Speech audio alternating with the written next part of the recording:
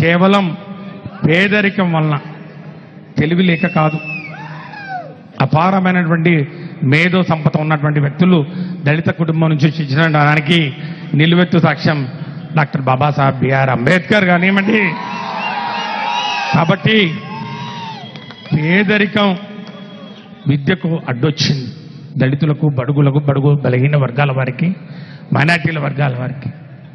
గతంలో మనం చరిత్ర చూసాం. అన్నాన ఇక దాని గురించి మాట్లాడమంటే మాణిక్య వరప్రసాద్ అనర్గళంగా మాట్లాడతారు మన చరిత్ర గురించి. ఇదంతా అంటే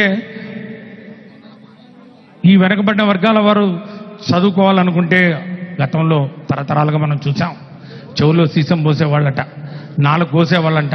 చదువు మీకు అవసరం లేదు, మీకు అనవసరం అని చెప్పినటువంటి అలాంటి పరిస్థితుల నుంచి చదువుతోనే అభివృద్ధి జరుగుతుంది, చదువు ద్వారానే బడుగు బలహీన వర్గాల వారు రాజ్యాధికారం వైపు అడుగులు వేస్తూ ముందుకు తీసుకుపోతేనే అభివృద్ధి జరుగుతుందని చెప్పి పెద్దలు బాబాసాహెబ్ బిఆర్ అంబేద్కర్ గారు కానివ్వండి, జ్యోతిబా ఫులే కానివ్వండి, బాబు జగజ్జీవన్ రామ్ గారు కానివ్వండి, రామస్వామి మరి పెరియార్ రామస్వామి గారు కానివ్వండి, వీరందరి యొక్క భావజాలం, ఆలోచన విధానం.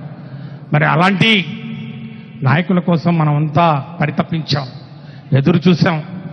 ఆ సామాజిక న్యాయం, సామాజిక సాధికారత విద్యలో కానివ్వండి, ఆర్థికంగా కానివ్వండి, సామాజికంగా కానివ్వండి, ఎక్కడ ఉంటుంది, ఎలా ఉంటుంది, ఎప్పుడు వస్తుంది అని చెప్పి మనమంతా ఎదురు చూసాం. కానీ గతంలో పాలకులు అదంతా కూడా ఒక నినాదంగా, ఎన్నికలు వచ్చినాయంటే ఇవన్నీ మాట్లాడతారు. ఇప్పుడు మళ్ళీ ఎన్నికలు వచ్చినాయి, తెలుగుదేశం పార్టీ వాళ్ళు కూడా ఏదో కార్యక్రమం పెట్టినారు.